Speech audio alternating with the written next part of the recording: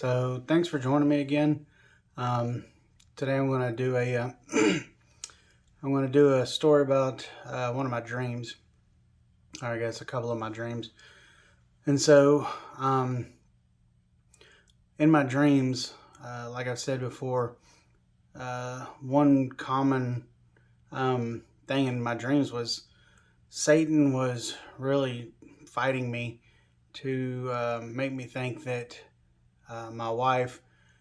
That there was no reason for me to want to survive because my wife didn't want to be with me, and different other things that he did that it was torture to me. it wasn't um, it wasn't so much that my dreams were scary as much as they were traumatic, because there was a lot of things that I felt that I wished I could have taken back.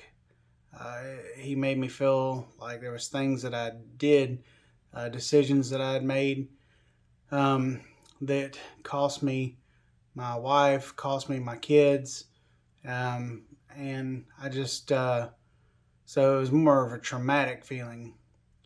And but there were times where I was terrified, and so in um, in one of my dreams, I woke up and my wife was there, and she told me that um, I'd been in an accident, and she asked me if I remember her name, and my wife's name is Stephanie, but I said Jennifer. And whenever I said that, I saw this look come over her face, like it crushed her, because she immediately thought that I had cheated on her and with some lady named Jennifer, and that was the first name that came to mind. But um, so she was, kind of, her facial expressions kind of soured, and she seemed, disappointed. And she asked me again if I knew her name, and I said, "Yeah, it's Stephanie." And she said, "Well, why did you say Jennifer?" And I said, "I don't think I did." And she said, "No, you definitely said Jennifer." And I said, "I don't know. I don't know what would make me say that. I don't really even know anyone um, named Jennifer that we're that close to. I don't understand." And she, was upset about it. And so I, she kind of acted like it wasn't bothering her anymore, and that she was gonna, help me uh, get better, and she's gonna take care of me. But I could really tell deep down that she, was concerned whether I had cheated on her. And so that really kind of bothered me, because my wife and I are very close. I mean, we're best friends. And I've always been very protective over her. I just, I get jealous real easy when anyone else wants her attention, or, she gives, someone else the spotlight. I don't know. It's just it's a huge character flaw for me, and it's something that I've tried to work on, but it's something that it's like it's ingrained in my DNA.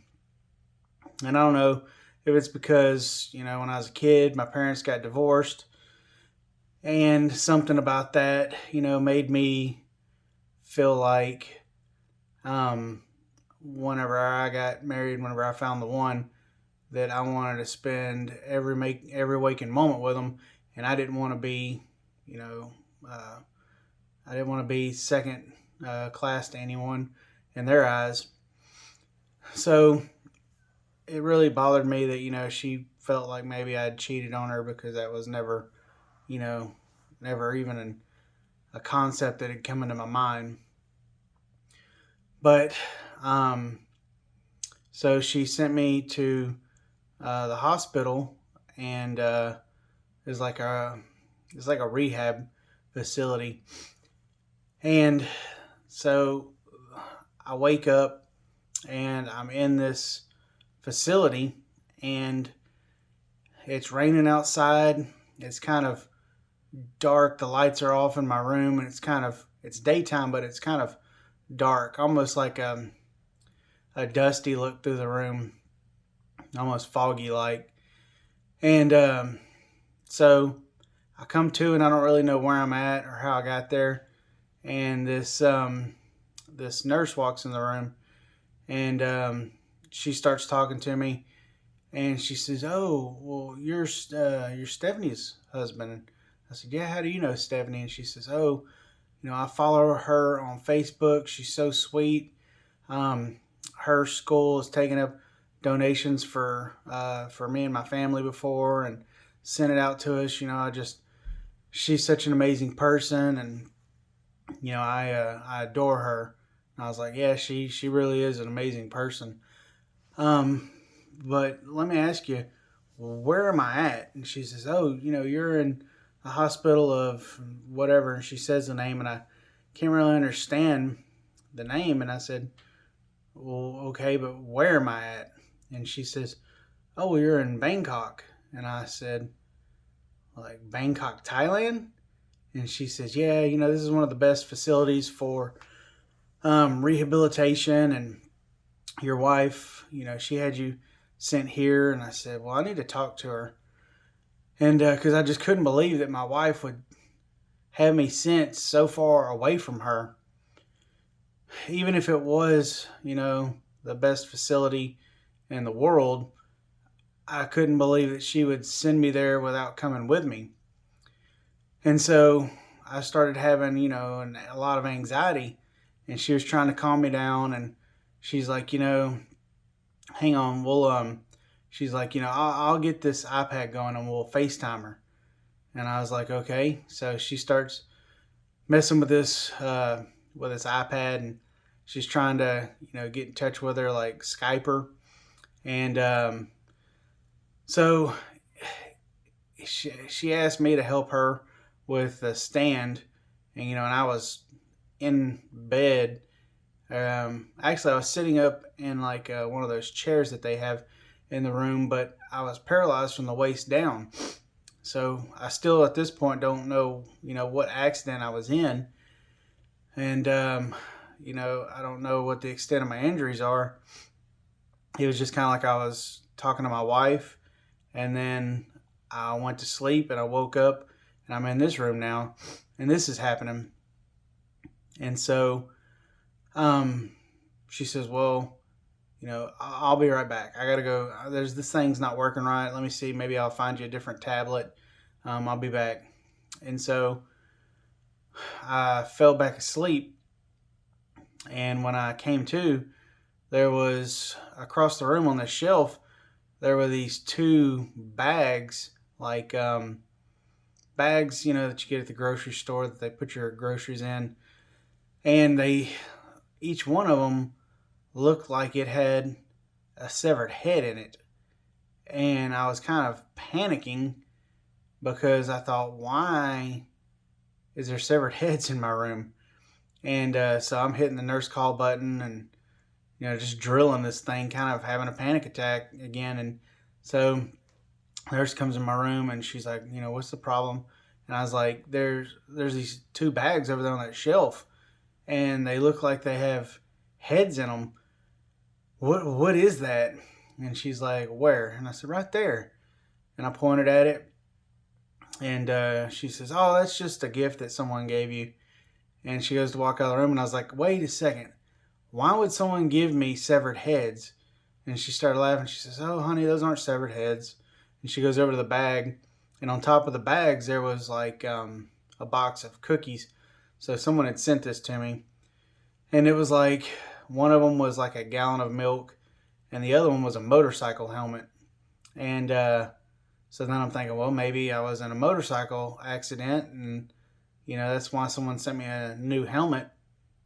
And so she leaves the room, and I'm sitting there, and I'm trying to log into my laptop, and I was getting frustrated because I knew the password, but I couldn't put it in. It's like uh, I guess I was miskeying it, not capitalizing the right letters and stuff, and I was getting frustrated, and I was just trying to get in contact with my wife. I didn't have my phone, so I was, thinking, well, I'll be able to FaceTime her or Skype or whatever from my laptop. And so, the lights are still off in the room. It's like it's getting darker now. The sun's starting to set, and I hear this noise. It sounds like gunfire, but it's way far off. And so I just kind of ignore it. I'm aware of it, but it's not a big deal. I figure maybe the natives are out there shooting guns. I don't know. And so, air conditioner kicks on, and it gets real cloudy in there, like almost like the vents were full of dust, like they hadn't been cleaned in forever. And then my head gets heavy, and I fall asleep, and I wake up a few hours later, and it was dark. It's nighttime, and there's no lights on in my room or anything like that, and so I'm like kind of panicking, and wanting to know if someone could turn on the lights. I'm hitting the nurse call button, and so that lady comes in my room again, and she's like, what's wrong, Mr. McInnes? And I was like, it's dark in here. There's no TV. I can't get on my laptop. I don't know what time it is. I'm kind of going crazy. I feel like I'm in this like deprivation chamber. And she says, oh, well, I'm sorry about that. Let me turn on this light for you. And so she walks over beside to the left of me, and she turns on this light underneath this cabinet. It's kind of like a desk light, and it lights up the room a little bit, but not much. And so she says, well, is that better? And I said, yeah, it's, but you can't turn on the overhead lights. And she says, oh, no, we're, under strict power conservation. We can't run lights right now. And I said, okay. So she leaves the room, and, I'm like looking around, and I was kind of just antsy, anxious, because there was literally nothing to do other than sleep. And, there wasn't, like, I couldn't use a pen and pad to write a letter. I mean, nothing. And so I start to hear these gunshots, and they're getting closer. It sounds like they're in the building. And so I ring the bell, and the nurse comes in, and I said, what is that noise that I hear? It sounds like gunshots. And she says, oh, well, that's the local mafia. She said they're going in, and they're taking people's stuff in the hospital, and she goes, it's nothing to worry about, you'll be safe. And I said, she just said they're going around robbing people in the hospital, and I'm in the hospital, so I don't understand how am I going to be safe.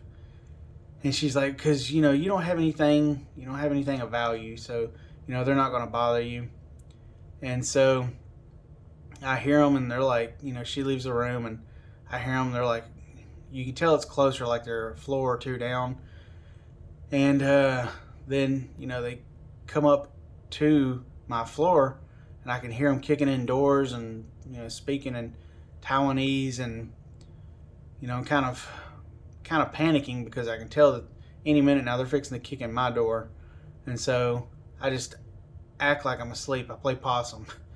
And they kick in the room, and they're walking around looking for stuff, and they're looking for my wallet and looking for a cell phone, and I don't have any of those things. They're looking for a tablet, and they reach across me and they grab my laptop. And I was like, great, there goes my only chance to try to get in contact with my wife, but I'm not going to get shot over this thing. I'm going to let them have it.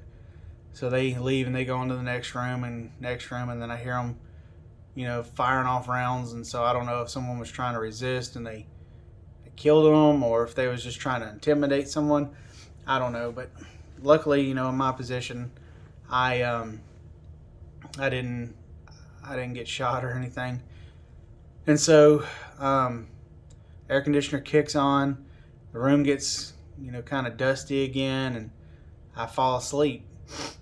And what I'd come to realize later in other dreams is that was heroin in the AC system, and they would use it to knock you out and sedate you. And so that's what was happening. And I fall asleep, and a couple hours later I wake up, and I ring the bell and ask the lady to come in my room. So she comes in my room, and she's like, oh, good news, I got the iPad working. It had to charge, so now I can call your wife. And I was like, thank you so much, like, please get her on the phone. And so she calls her, and it's her calling her, not me. And so she's like, hey, Miss McInnes, I'm here with your husband, and he's really anxious today.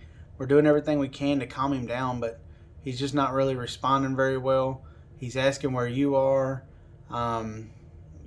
Maybe you can talk to him. Maybe that'll help. So she scoots the iPad over to me, and I'm talking to my wife, and I'm like, where are you at? And she's like, I'm at home. And I was like, why did you send me to Thailand and you're still at home? Why didn't you come with me? And she's like, you're going to be fine. You're going to be fine. They're going to take care of you. Like, this is the best place. And I was like, but you didn't answer my question. Why did you send me here by myself? And she says, well, get some rest. They're going to start working with you, and I'll come out and see you, in a week or two. And I was like, in a week or two? I can't go that long without seeing you. I don't want to be here anymore. I don't care if this is the best place. I don't care. Please just, however you got me here, send for an ambulance to send me to the airport. I'm ready to come home. And she's like, no, you can't do that. I paid a lot of money for this, and your insurance wouldn't cover it, but I paid out of pocket, and I sold off a bunch of things, and my parents gave me some money, and so it's non-refundable. You'll be fine. Just stay where you're at. And I just like broke down and started crying, and I was thinking, why is she doing this to me? I want to be with her. I want her here with me. If I'm going to do this, if I have to go through rehab, I need her here because she gives me strength, She's my other half, and when my other half isn't here, I'm not whole. And when I'm not whole, I'm broken. And I'm not going to get well if I'm broken. And so, and I'm like, no. And I start trying to get out of the bed. And the lady's like, sir, you got to be still. Calm down. You can't get out of bed. You're going to be fine. And then she's like, Miss McInnes, hang on one second. And so she walks out in the hallway, and I'm like, where are you going? I'm not done talking to her. Come back. I want to talk to her. I want to talk to my wife, please. And she walks out in the hallway, and I can hear her, mumbling and kind of talking. And it's almost like they were both conspiring against me. And I could hear them talking, but I couldn't make out what they were saying. And it was frustrating me because it felt like I was hearing her say something along the lines, so we've got him here, what all do you want me to do to him? And so I was like, this isn't right. My wife would never ever do this to me. She would never consider this. And so the lady comes back in there, and I was like, where's the tablet? And she's like, oh, it died again. I had to put it on the charger. But, I talked to your wife, and she told me to tell you that, everything's going to be fine, and she'll talk to you tomorrow. And I'm like, I don't understand this. So she leaves, and then the air conditioner kicks on again, and I pass out. I fall asleep. And I slept all night long. And the next day, I woke up that morning, and I I called that nurse in, and she wasn't working. Her shift had already ended, and the other nurses couldn't understand what I was saying because they didn't speak English, and I didn't speak Taiwanese, and um, I just I was I didn't know what to do. It's like I was broken. I was in a panic state, and I just started yelling help. I was just yelling help over and over and over, and nobody would come in. Nobody would do anything. And I look on the call button that's in the bed with me, and there's like a fire button. And so I'm like, well, if I hit this, then it'll probably notify them that there's an emergency and someone will come in. And so I hit that button, and a fire alarm goes off in my room. And a few minutes later, a nurse comes in, and she picks up the remote, and she tells me, she's like, no, no, no, no, no, no. And she hits, a button and turns it off. And as she's walking out the door, I hit it again, and she turns around, and it infuriated her. And so she walks over there to my bed, and she takes the that call button remote. She disconnects it from my bed, rolls it up, takes it out the door with her. And I'm like, I'm gonna die here. That's what they want, is they want me to die here, and I don't know why. And so that afternoon, the other nurse came back on shift, and she was, asking me questions. She's like, oh, Miss McInnes is so sweet. She's done so many great things for us. I really consider her a good friend of mine. And, so how long have y'all known each other? When did y'all meet? How did y'all meet? And then she's like, so did y'all ever get separated? Did you start seeing someone else? And I was like, no, we've never considered separating. Like, we don't use the D word in our house. And she's like, oh, so, I was reading in your chart, and it said that, you was looking for someone named Jennifer. And I'm like, I don't know who Jennifer is. I mean, my wife said that I said that name, but I don't know how. It was by mistake. It was, my brain was jumbled from the accident. And, I could have said purse or shoe, for all I know. It's just my brain wasn't working right, wasn't firing on all 8 cylinders. And I was like, and I feel like, I hurt my wife's feelings, and I never meant to do that. I would never ever consider cheating on her. And she's like, oh, okay. She's like, well, so so tell me more about your wife. And she was asking me questions about my wife, and I was like, why do you want to know these things? And she's like, oh, because I'm a blogger. That's actually how your wife and I met. I've never met her in person, but she read my story that I blogged about, and she reached out to me. And like I said, she got donations from her students' parents and from her staff at the school, and they gave me all these nice gifts, and it was a big blessing. And she's like, so I just want to I want to know more about your wife so I can tell more of her story. And I was like, well, it sounds like y'all know each other pretty well, because you've actually talked to her more in the past day or two than I have. And so I feel like, there's really nothing else that I need to tell you. And that kind of made her mad. Well, I could tell she was digging for dirt. And, she was like leading me with questions and things, and I just didn't want to talk about it. And so I could tell that, that kind of made her mad. And she says, well, okay, well, I've got to go, but someone will be in here shortly. And I said, okay. And she walks out of the door, and the air conditioner kicks on, and I fall asleep. Well, when I wake up, I'm in bed, and I go to move, and I notice that I can't move. And I look, and the sheets or safety pinned to the bed all the way around me. And I was like, what in the world? What is going on here? And so I start trying to, move the sheets so I can get, get out of there because it's hot. It's real hot. And then this other nurse comes in and she says, "Oh, no, don't move the sheets. Don't move the sheets." And I said, "What do you mean don't move the sheets?" I was like, "I'm hot. I'm dying in here." And I was sweating. And I was like, "Could you turn on the air conditioner?" And she's like, "Oh, no air conditioner." And I said, "Yeah, I've been turning on the air conditioner when I haven't asked you. And now that I ask you, you won't turn on the air conditioner. What's going on?" And I was like, I want out of this place. And she's like, "Oh, no, you'll be fine. Just calm down." And I fall asleep again. And I wake up, I don't know how much longer later it is, a few hours later, I guess. And like I've got just cotton mouth, just dry mouth.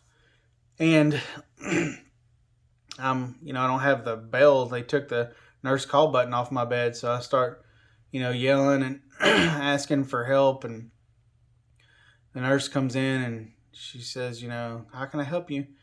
And I said, I got to have something to drink. I'm dying over here. I'm parched. And she acted like she didn't understand what I was saying. She said, No. And I said, drink. And she says, "Oh, no. I'm like, "Well, why can't I have anything to drink?"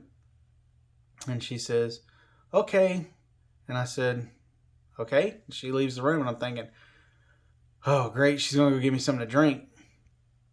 And so I'm sitting there in bed for like 20, 30 minutes and she doesn't come back. And I hear her just right outside my door. And so I'm like, hello, are you there? And I could hear her kind of moving around my door. And I was like, "Please come in here." And so she popped her head in and she said, "Yes." And I said, "Where's my drink? Water, agua. I don't know how to say it in Thailand, but, I'm thirsty." And she goes, "Oh, okay." And she leaves. And I'm like, I don't know if she's getting it or not. I feel like she is, but maybe she's getting distracted. I don't know. And I look around and it's just, I'm still in this bed. I'm still got the safety pins all over the bed. And I notice that there's more blankets on me. And I'm like, geez, like I can't move and it's so stinking hot. I'm gonna die of a heart attack or something. Dehydration. And so I just get so hot that I pass out. And I come to again and I'm yelling, and nobody comes in and I don't hear anybody. I don't hear anything anymore. It's almost like in this hospital, everybody's gone. Everybody's just left me. And I'm thinking, man, in Thailand, like at nighttime, do they just, like roll the sidewalks up and everybody goes home and, all the nurses leave? Because that's crazy. And so I'm calling and yelling and nobody comes and I fall asleep. I pass out. I mean, I just have sweat just running down my face. It's in my eyes and my hair's soaking wet. And, it's just a miserable feeling to be sweating in bed. And I was getting hard to breathe because I was so hot. It was just physically exhausting. I fall asleep and I come to again and it's almost like the room had changed. Now the walls was made out of stucco. Right in front of me, there was like a shelf built into the wall, and it had ammo cans on the shelves, and there was two pistols like mounted to the wall, facing each other on each side of the shelf, and then the light to the left of me was on, and then there was a door that was open to the left of that, and the light was on and it was kind of cracked, and I guess that was like the restroom in my room. And so behind me was stairs, and they go up, and on top of like the restroom and all that to the left of me was a platform up there. And I was like, man, this is a weird hospital room. And so I'm yelling, and all of a sudden this lady walks in my room, and it's the lady that knows my wife. And she walks in, and I was like, oh God, I'm so glad to see you. I'm glad you're here. Listen, I'm really really hot. Can you please adjust the air conditioner and take some of these blankets off of me? And she's like, no. And I said, what do you mean no? And she's like, it's for your own good. And I'm like, I don't understand how it's for my own good. Like, it's making it hard to breathe. It's making me exhausted, and I need help. I mean, I need to go home. I want to just check myself out, and I want to go home. And she's like, no, that's not an option. And I said, well, where am I? What's going on here? And she walks out of the room, just totally ignores me. And so, I'm trying to put it together, but I'm still like, every time they turn on the air conditioner, and it dusts the room with the heroin and everything, and I was still kind of like strung out a little bit. And so my thinking just wasn't clear. I was trying to think my way out of this. And I fall asleep, pass out from heat exhaustion. And I wake up later, and there's flat irons, like hair straightening flat irons, all around me in the bed plugged in. And I'm like, what is going on? And so I could move my legs, but just barely, like they had no strength in them. And so I'm like, well, good, I'm not paralyzed, but I just don't have any strength in my legs. And so I was like trying to kick the covers down, and I was trying to move them down, and she walks in the room, and she sees me doing that, and she's like, no, no, no, no. And she pulls the covers back up, and she like she's just trying to keep me from getting out from underneath these covers. And I was like, listen, I'm dying here. I'm so freaking thirsty. I need something, please. Can you give me something? And she goes, okay. And so she walks out of the room, and she's gone for like 30 minutes. She's gone, seems like forever. And she comes back in the room, and she's got a bowl with ice chips in it. And I'm like, oh, thank you so much. Thank you so much. Like, I just need those ice chips. And she just walks past me and kind of gives me this scowl. And I hear her walk up the stairs and sit up on top of that platform. And I'm like, what are you doing? What is going on here? And she just won't say anything to me, just completely ignoring me. And so I'm like, okay, I get it. This is a kill house, isn't it? I said, my wife put me in here for me to die, didn't she? And the lady's like, maybe. And I said, yeah, she did.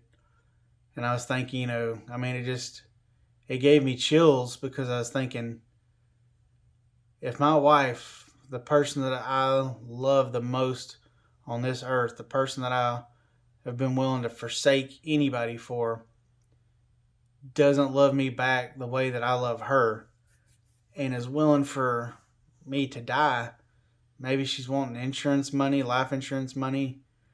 I don't know what it is, but whatever it is, she doesn't want me to live. And I guess I don't want to live. I don't want to live in a world where my wife doesn't want me. And so I told that lady, I said, listen, I know you can hear me. I know. And I'll make you a deal. If you bring me that bowl of ice chips and let me have those ice chips, I'll give up. I'll give up and I'll die. And you'll win the money. And my wife will get insurance and she'll, be able to move on without me. Everybody wins if you give me that bowl of ice chips. And it was just silent. She didn't say anything. And I said, hello? I know you can hear me. Don't act like you can't hear me. Please just let me have that bowl of ice chips and I'll die. I'll give up and die. And sat there for it felt like it felt like 30 seconds went by. I didn't hear a word. And all of a sudden I heard her pick up one of those ice chips and crush it in her teeth, like saying, screw you, you're going to die anyway. And when I heard that, this fury and rage just covered my body, head to toe. And I told her, I said, I tell you what, you should have took that deal because, honey, I ain't dying. I ain't giving up. You'll die before I die. Guarantee you that. And I hear her crunching on that ice, and just every time she eats one of them things, ice, I just get madder and madder. And I said, okay. And so I tell myself, breathe in through your nose and out through your mouth. That's all you got to do. That's all you got to do. This heat's nothing. This heat is nothing. I grew up in Southeast Texas and the Gulf Coast where it'll be 85% humidity and 105 degrees outside, and I'm outside doing construction work. I'm like, the heat ain't going to kill me. I can go a couple of days without water. I'll be fine. All I'm going to do is focus on my breathing. So I sat there and I closed my eyes, and over for hours on end, I just tell myself, breathe in through your nose and out through your mouth. And I would just do that over and over. And I would get so hot and I'd feel like I was about to pass out again. And nope. I'm not hot. I'm just sweating out the toxins. This is just going to make me better. She ain't going to win. And so for hours and hours, and I'd start to nod off and nope. Got to focus on my breathing. And then I started getting like this post-nasal drip in my in the back of my throat, and I'd kind of cough it up a little bit, and all of a sudden I had this vision. It was like my mind just kind of shifted away from my body, and I see this black, shiny liquid. It reminds me of that magnetic mercury fluid that the scientists make, and they'll put a magnet by it, and it'll attract to that magnet, and it'll eat it, and then they'll hit it with sound waves, and it'll change shapes and forms and things like that. And that's what this looked like to me, and I'm like, what is going on here? And it started speaking to me, and it said something along the lines of, I'll give you your greatest desires if you give me the nectar. And I was like, the nectar? What is the nectar? And it said, if you roll your tongue back into your throat, you'll feel the nectar. And if you touch the tip of your tongue to the nectar and give me a drop of that, then I'll fulfill your needs. And I was like, what in the world? So, I kind of rolled my tongue back in the back of my throat, and I could feel is that like that post nasal drip, but it was real thick. It was gross. I remember, what it tasted like. It was just this terrible taste. And so I do that, and then I swallow my tongue, and when I do it, like it drips this nectar into this black fluid, and it shivers, and it sends like all these colors, almost like when water and oil mix, that sheen that it gives, that rainbow sheen. It just sent those colors like up this black wall, and up the ceiling of this room that I'm in. And then boom, I snap out of it, and I'm back in the bed, and I'm like, I think I have brain damage or something from this heat. I think I just had a stroke. That was weird. And I'm like, you know what though? It doesn't matter. It doesn't matter. I can overcome that. It doesn't matter if I had a stroke. I'm going to persevere. Like this chick, I offered her an opportunity, and she spit in my face, and that was a mistake. Just focus on your breathing. Focus on your breathing. So I get back in, my groove, and I start to focus on my breathing again, in through my nose and out through my mouth.